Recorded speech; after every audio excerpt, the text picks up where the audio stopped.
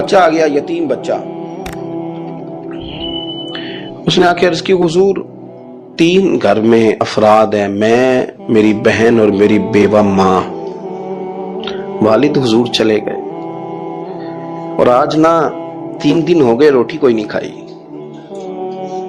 میں اس منظر کو بھی جانتا ہوں کہ جب یتیم گھر میں اکٹھے بیٹھے ہوتے ہیں اور پتہ ہوتا ہے ان کو کہ ہماری اماں کے پاس آج پیسے کوئی نہیں اور گھر میں روٹی بھی کوئی نہیں، تو پھر ان کو بھوک ہی نہیں لگتی. ہاں نہیں لگتی. اماں پوچھتی ہے پتر روٹی کھانی ہے؟ نہیں میں تو سویرے جو کھایا تھا وہ ہضم ہی نہیں ہوا. اماں جی شاہی کوئی نہیں. یہ پردے اس طرح کر کے بچائے جاتے ہیں. ایک دوسرے کو تسلیاں دینا، ایک دوسرے سے پیار کا بڑھ جانا، ایک دوسرے کے لیے جذبات اور طرح کے بن جانا حکمت الہی کے تقاضے ہوتے ہیں. یا رسول اللہ صلی اللہ تعالی علیہ وسلم بیوہ ماں ہے، یتیم بہن ہے، 3 دن سے کھایا کچھ نہیں. قربان جائیں وہ گھر جہاں سے کائنات کھاتی ہے ساری. حضور نے فرمایا بلال جا کے ساری ازواج مطہرات سے پوچھ گھر میں کیا ہے. حضرت بلال کہتے ہیں میں سارے گھاری پوچھ آیا، ٹٹول آیا، ٹوٹل 21 کھجوریں نکلی. یہ 2 جہاں کے شاہ ہیں اور پاس کچھ رکھتے نہیں، 2 جہاں کی نعمتیں ہیں، ان کے خالی ہاتھ میں حضور کے سارے گھر کو میں ڈھونڈ 21 کھجوریں نکلی تو لا کے میں نے پیش کر دی، تو حضور نے ڈائریکٹ اس کو نہیں دی، نبی پاک نے اپنے ہاتھ پہ رکھ لی. اور کہتے ہیں پھر حضور نے نا اپنا منہ مبارک قریب کیا کھجوروں کے. صحابہ خود فرماتے ہیں کہ یہ جو حضور نے منہ مبارک قریب کیا ہے نا تو نبی پاک برکت کی دعا کر رہے تھے. 21 کھجوروں پہ برکت کی دعا ہوئی. حضور نے اس بچے کو بلایا، تھپکی دی، فرمایا لے جا 7 تیری بہن کی. انہیں معمولی نہ سمجھنا ہو تو حضرت بلال کہتے ہیں حضور 3 بھی دے دینا کبھی تو 30 سال ختم ہی نہیں ہوتی. 30 سال گزر جاتے ہیں، نکالتے رہو، کھاتے رہو، ختم ہی نہیں ہوتی. حضور نے فرمایا 7 تیری بہن کی، 7 تیری والدہ کی، اور 7 حضور نے اور بھی تلقین فرمائی. فرمایا ایک سویرے کھایا کرنا، ایک شام کو کھایا کرنا. یہ لے جا. حضرت سیدنا بلال حبشی کہتے ہیں رضی اللہ تعالیٰ عنہ کہ بچہ لے کے جب باہر نکلا تو حضرت سیدنا معاذ ابن جبل دوڑ کے گئے اور جا کے بچے کے سر پہ شفقت سے ہاتھ پھیرا. کا فکر نہ کرنا، رب کریم تجھے بہترین سرپرست عطا کرے گا، پتر پریشان نہ ہونا، اللہ تیری مدد کرے گا. صرف حوصلہ دیا، سر پہ دست شفقت پھیرا. بچہ چلا گیا تو حضور نے فرمایا معاذ ادھر آؤ نا ذرا. یا رسول اللہ حکم ہو. فرمایا کس چیز نے تمہیں اٹھایا بچے کے سر پہ ہاتھ رکھنے کے لیے؟ کس نے تمہیں کہا؟ کس چیز نے تمہیں اٹھایا جو تم بچے تک پہنچ گئے؟ عرض کی یا رسول اللہ وہ جو میرے دل میں اللہ نے یتیم کے لیے رحمت رکھی ہے نا اس نے مجھے اٹھایا تھا، اور میں نے جا کے اس کے سر پہ دست شفقت پھیرا. تو حضور فرمانے لگے سن پھر، جو کسی یتیم کے سر پہ خالی ہاتھ بھی پھیر دے، جتنے بال اس کے ہاتھ کے نیچے آئیں گے نا رب اتنی خطائیں معاف کرے گا، اتنی نیکیاں دے گا، اتنے درجے اس کے بلند کر دے گا. خالی دست شفقت ہی پھیر دے. دینا دلانا تو بعد کی بات ہے، اس کا خیال رکھنا تو. یہ جو ہمارے مدارس ہیں نا ان میں اکثر بچے غریب ہوتے ہیں، لیکن کچھ بچے تگڑے گھروں کے بھی ہوتے ہیں، مالدار گھروں کے بھی ہوتے ہیں. اس میں اگر کوئی ایسا بچہ آ بھی جاتا ہے نا جو یتیم ہے، کمزور ہے، تو وہ اپنے آپ کو محسوس نہیں کرتا کمزور، کیونکہ وہ یہ نہیں سمجھتا کہ میں یتیم خانے میں آیا ہوں. اس کے ذہن میں مائنڈ سیٹ یہ ہوتا ہے کہ میں مدرسے میں آیا ہوں اور میں پڑھنے کے لیے آیا ہوں. اور چونکہ وہ کچھ وزادار بچے، مالدار بچوں کے ساتھ وقت گزارتا ہے، اسی دسترخوان پہ بیٹھ کے کھاتا ہے، اسی کلاس میں سب کے ساتھ بیٹھ کے پڑھتا ہے، تو اس کی عزت نفس مجروح ہونے کی بجائے طاقت پکڑتی. وہ برابری کی سطح پہ جب آتا ہے تو اسے محسوس ہوتا ہے کہ مجھے عزت دی جا رہی. اس لیے مدارس اسلامیہ میری نظر سب سے مضبوط جگہ ہیں جہاں مساکین کی، یتیموں کی، غریبوں کی صحیح معنوں میں کفالت بھی ہوتی ہے، تعلیم بھی ہوتی ہے، عزت بھی ہوتی ہے، تربیت بھی ہوتی ہے. میرے رسول کریم علیہ السلام بڑے انہماک کے ساتھ، بڑے توجہ کے ساتھ. اچھا ایک کام اور ہوتا ہے ہمارے ہاں، وہ کیا ہے؟ اگر کوئی یتیم مال چھوڑ گیا نا اس کا باپ، تو پھر تو بارے نہیں آ رہے ہیں اس کے. پھر تو اللہ خیر کرے کہ بہت سارے مل جائیں گے کفالت کرنے والے، بہت سارے ملیں گے دھیان رکھنے والے، بڑے سارے ملیں گے توجہ دینے والے. قرآن مجید نے فرما دیا ہے کہ جو یتیم کا مال کھاتا ہے وہ سمجھ لے کہ میں مال نہیں کھا رہا، میں آگ کھا رہا ہوں، آگ کھا رہا ہوں، آگ. سورہ نساء دیکھیے ہمارے ہاں اگر تو وہ مال چھوڑ گیا ہے تو پھر تو بہت سارے رشتہ دار مستقل اس کے محلے میں مکان لینے کو تیار ہو جاتے ہیں، الا ماشاءاللہ۔ پھر تو بڑے سارے ایسے بھی رشتہ دار بن جاتے ہیں جن کو والد کی موجودگی میں کبھی زیارت کا موقع بھی نہیں ملا تھا۔ یہ مال جو یتیم کا ہے اس کی تو زیادہ حفاظت کرنی تھی۔ ہم کئی دفعہ مسئلہ بتاتے ہیں، لوگ فتویٰ بازی شروع کر دیتے ہیں۔ مجھے بلایا گیا کہ ایک صاحب کا انتقال ہو گیا تو ان کا ختم شریف ہے، تو بچے ان کے نابالغ ہیں، تو میں نے کہا کہ آپ اس طرح کریں، ان کے مال میں سے زیادہ پیسے نہ صرف کریں۔ نہیں جی نہیں، بڑے پیسے کمائے ہیں جی، اس نے ساری زندگی باہر نکالی ہے تو لاکھوں کروڑوں کمائے ہیں، تو چھوٹا گوشت پکائیں گے، بکرے کا گوشت پکائیں گے اور ہم ان کا ختم شریف دلائیں گے۔ تو میں نے کہا صاحب آپ رشتہ دار ہیں، ان کے بچوں کے مال کی حفاظت کریں۔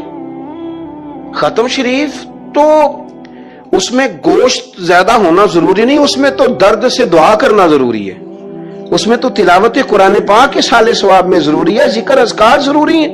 لیکن کیا کیا جاتا ہے کہ بے دریغ مال ان کا اگر ہو تو، ایک حدیث پاک ہے بخاری مسلم میں، بڑے غور سے سنیے گا اور اس کے اندر جتنے پہلو ہیں ان پر پوری توجہ دیجیے گا کہ کہیں ہم ادھر آ تو نہیں گئے۔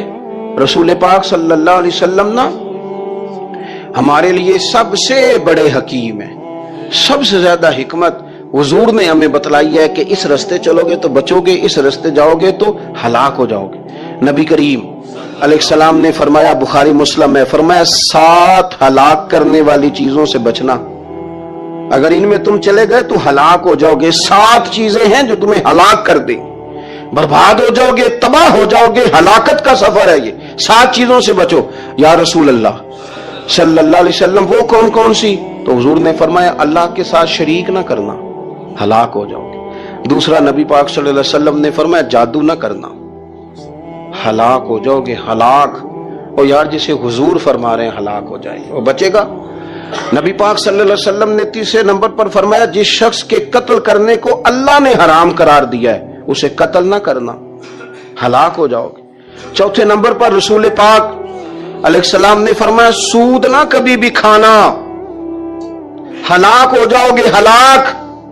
بڑی بڑی دلیلیں دی بینک والوں نے، بڑا سمجھایا تو حاجی صاحب مان گئے، محترم مان گئے، کہنے لگے نہیں جی نہیں وہ کاروبار میں لگاتے ہیں۔ بڑے بھولے بالے ہیں ہم، پتہ سارا ہے۔ اور دیکھو سب کاموں کے باوجود مستقل بینکوں میں پیسے اس اکاؤنٹ میں رکھے ہوئے ہیں جہاں سے مستقل سود آتا ہے۔ حضور نے فرمایا نہ کرنا یہ کام۔ تو کہتا ہے میں سود پہ پیسے لے کے کاروبار چمکاؤں گا، تیرے نبی پاک نے تو فرمایا تو ہلاک ہو جائے گا۔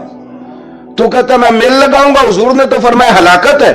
تو کہتا ہے میں بڑا کچھ کر جاؤں گا تو ہلاکت ہے۔ اچھی طرح سمجھ لیں، اصل مال بھی ضائع ہو جاتا ہے اس بندے کا جو سود کا مال ملا لیتا ہے، اصل برکت بھی اڑ جاتی۔ اور میرے نبی پاک صلی اللہ علیہ وسلم نے 5ویں نمبر پہ فرمایا یتیم کا مال نہ کھانا، ہلاک ہو جاؤ گے، نہ کھانا ان کا مال، یہ کروڑوں ہو، اربوں ہو یا 10 روپے ہو، یتیم کا پیسہ نہ کھا جانا، ہلاک ہو جاؤ گے، ہلاکت تمہیں آ لے گی۔ اور پھر 6 نمبر پر نبی پاک علیہ السلام نے فرمایا کفر سے جہاد ہو رہا ہو تو کبھی پیٹ پھیر کے بھاگنا نہ، ہلاک ہو جاؤ گے۔ اور 7ویں نمبر پر اللہ کے رسول نے فرمایا بے قصور اور بے گناہ عورت پر تہمت نہ لگانا، بلا وجہ بہو کے کھاتے نہ کچھ ڈال دینا، بلا وجہ بھابی اور بیوی اور کسی بھی خاتون پر کوئی الزام بے قصور عورت پر بہتان نہ لگانا۔ مار مار کے ایک شخص نے بحال کر دیا بیوی کو اور بعد میں پتا چلا کہ جی مجھے شک ہے تویز کراتی ہے۔ کیا آپ کی سوچ ہے؟ مسلمان اللہ کو ماننے والا اور اس باتوں پر الزام لگائے گا تویز کرا کے لاتی؟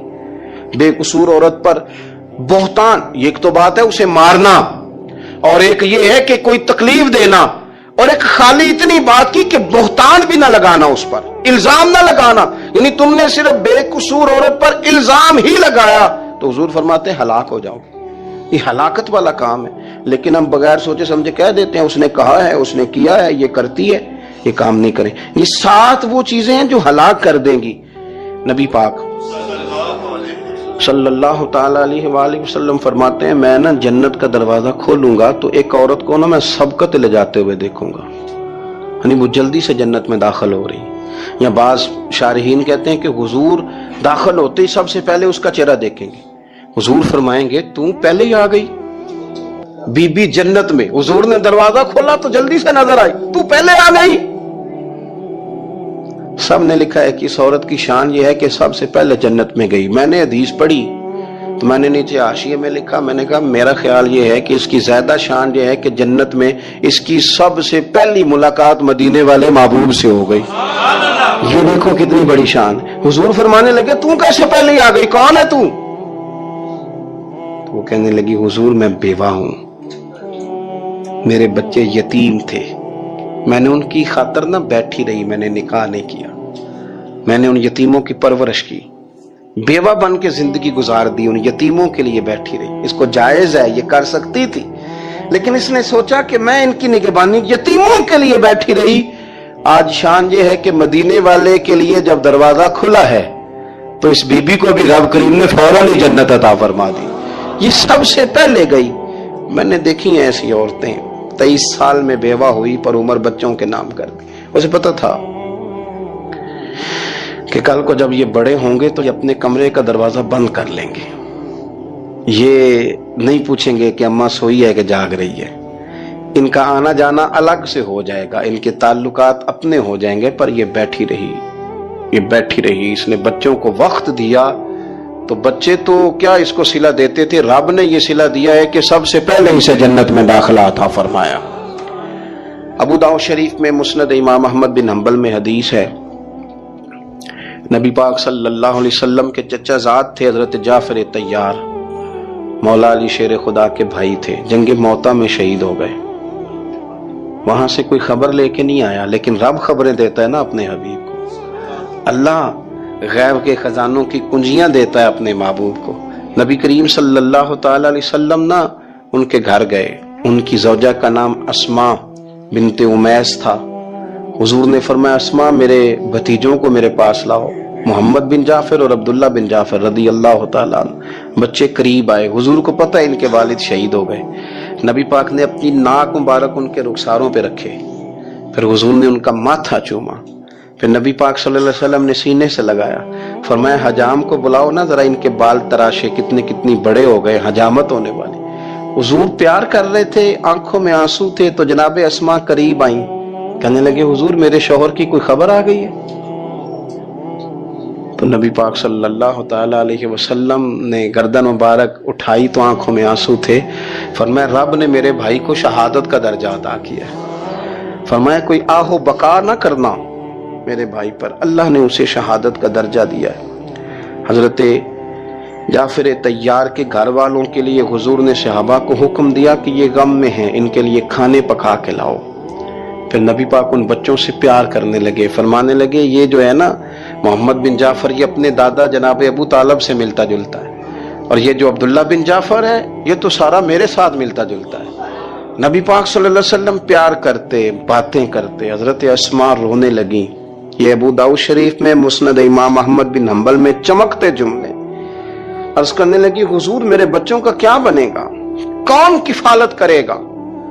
قربان جائیں رسول پاک صلی اللہ علیہ وسلم کے کیا جملے، یتیموں کے لیے حضور کا نوازنے کا کیا انداز ہے۔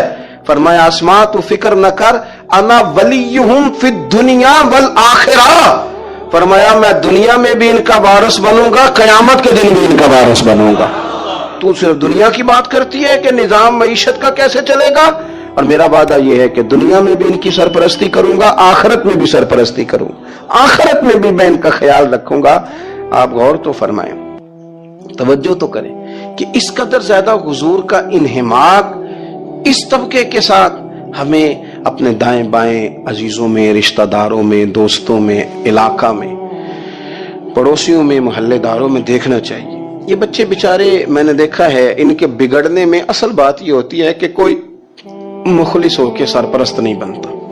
آگے بڑھیں، اپنی اپنی خدمات پیش کریں، اور جس طرح ہمارا بچہ بگڑ جائے تو ہم اس کے لیے پوری کوشش کرتے ہیں، جدوجہد کرتے ہیں، حالات، واقعات، پس منظر، پیش منظر کا جائزہ لیتے ہیں کہ کون سے اسباب اختیار کیے جائیں تو یہ ٹھیک ہو سکتا ہے۔ وہ ساری چیزیں ان کے لیے بھی ہمیں اختیار کرنی چاہیے، اور یہ بچے اگر احساس ذمہ داری پکڑ جائیں، جو وارث سے محروم ہو جاتے ہیں، یہ اگر احساس ذمہ داری پکڑ جائیں تو پھر یہ قوموں کی قیادت کرتے ہیں۔ پھر یہ بہت بڑے جانباز ثابت ہوتے ہیں، پھر یہ اپنے گھر گھرانے کا نہیں، یہ ملتوں کے، قوموں کے لیے مشعل راہ بنتے ہیں۔ لیکن شرط یہ ہے کہ ہم ان کے لیے اپنے دلوں کو کشادہ کریں، سینوں کو وسیع کریں،